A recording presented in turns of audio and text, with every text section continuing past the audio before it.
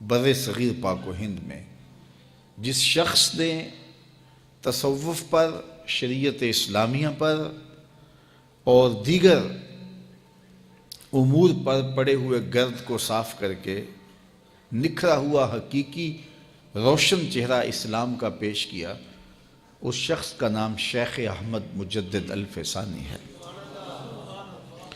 آپ کی بر صغیر پاک و ہند کے اندر خدمات دیکھیے، اور آپ نے جس انداز سے بدعات کا رد کیا، خرافات کی نفی کی اور اسلام کا حقیقی چہرہ اجالا اور لوگوں کو دینی ترجیحات کی طرف بلایا، اور وہ مفاسد جن کی وجہ سے دین کا چہرہ داغدار ہوا ان کی نشاندہی کی، آپ کو حضرت شیخ احمد مجدد الفیسانی کا وجود ملے گا کہ اللہ نے ان کے ذریعے سے کتنا کام لیا۔ میں آج کی اس نشست میں آپ کی تعلیمات کے حوالے سے دو چار باتیں کرنی ہیں۔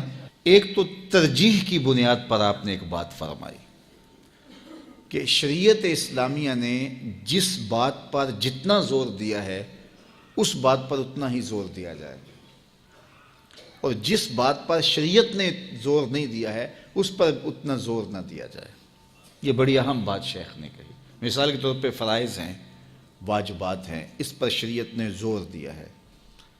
نماز کا حکم قرآن و حدیث میں 750 مرتبہ مختلف صیغوں سے آیا ہے، تو اس پر زور دیا جائے کیونکہ یہ شریعت اسلامیہ کی طرف سے اس پر زور ہے۔ تو یہ معلم کی، یہ استاد کی، یہ واعظ کی، یہ تلقین کرنے والے کی، یہ مسند ارشاد پہ بیٹھنے والے پیر طریقت کی ذمہ داری ہے کہ وہ اس بات کا ادراک رکھتا ہو کہ کس چیز کا کتنا زور دینا ہے اور شریعت نے کس چیز کا کتنا زور دیا ہے۔ اسی طرح ممانعت کے بھی درجے ہیں۔ ایک چیز ہے قطعی حرام ہے اور شریعت نے سخت اس پر تحدید کی ہے، سود ہے، شراب نوشی ہے، دیگر منہیات ہیں، تو ان پر بہت زور دیا گیا، بہت ان پر سزائیں مقرر ہیں۔ اور اس کے بعد اس سے کم درجے کی کچھ چیزیں آتی ہیں، حتیٰ کہ کچھ چیزیں صرف کراہت تنزیہیہ کے زمرے میں آتی ہیں،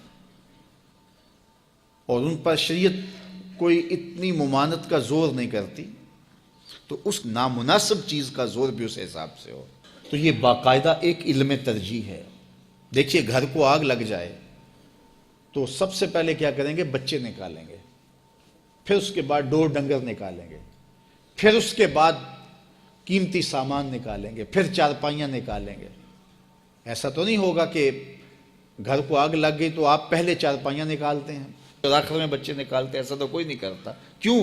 اس لیے کہ جب حالات ایسے ہوں تو ترجیح یہ ہے، یہ باقاعدہ علم ہے ایک۔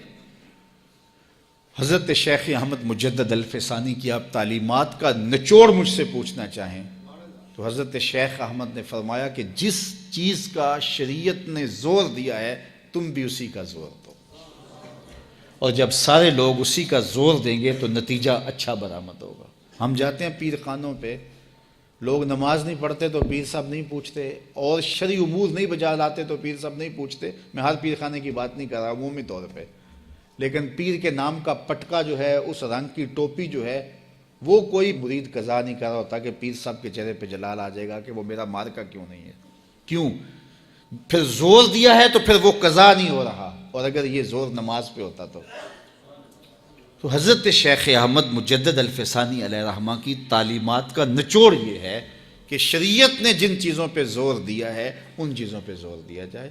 دوسری بات مبدأ و معاد کے اندر حضرت شیخ احمد نے لکھی ہے، اور بڑی کمال بات لکھی۔ فرماتے ہیں کہ جو ارشاد کی ذمہ داریاں ہیں اس میں یہ ترجیح ہے کہ تدریج کا خیال رکھا جائے۔ ایک دن سارا دین کوئی نہیں سیکھتا، اور ہر چیز آہستہ آہستہ، توبہ بھی تدریج سے کروائی جائے، اور اس طرح آہستہ آہستہ آہستہ لوگ قریب آئیں گے اور فائدہ ہوگا۔